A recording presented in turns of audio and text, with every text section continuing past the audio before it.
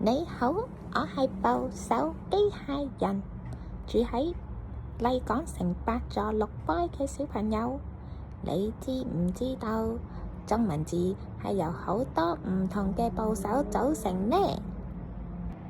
譬如日字部、三點水、草花頭、竹花頭、寶蓋頭、竹字部、口字部、剔手邊、企人邊、雙企人邊、木字部、刀字部。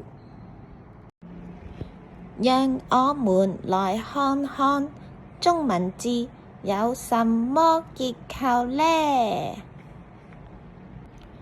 上下、上下、左右、左右。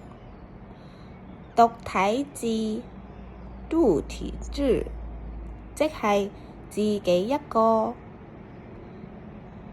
全包圍、全包圍，即係好似有嘢攬住佢，包圍住佢。日字部首嘅字有早、明、晴、昨、星、會。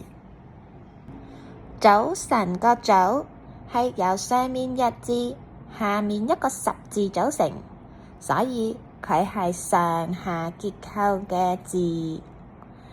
明天個明係由左邊日字同右邊月字組合而成，所以係一個左右結構嘅字。晴天個晴都係一樣，係由左邊日字、右邊一個清字組合而成，所以佢都係一個左右結構嘅字。我哋再睇下星星個星，佢係由上面日字、下面一個生日嘅生字或者生長嘅生字組成嘅，佢就係一個上下結構嘅字啦。木部首有學校個校、樹林個林。竹部首有馬路嘅路、跳舞嘅跳。寶蓋頭有客人嘅客、家人嘅家。呢兩個都係上下結構嘅字。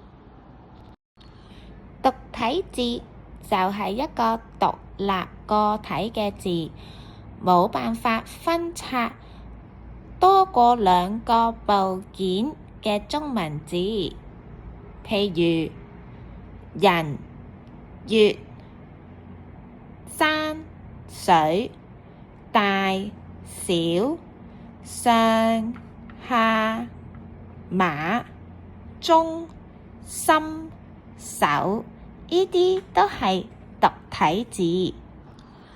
而全包圍嘅字就有公園嘅園、來回個回、圓圈個圓、國家個國，佢哋全部都係有一個好似正方形喺出面包圍住入面嘅。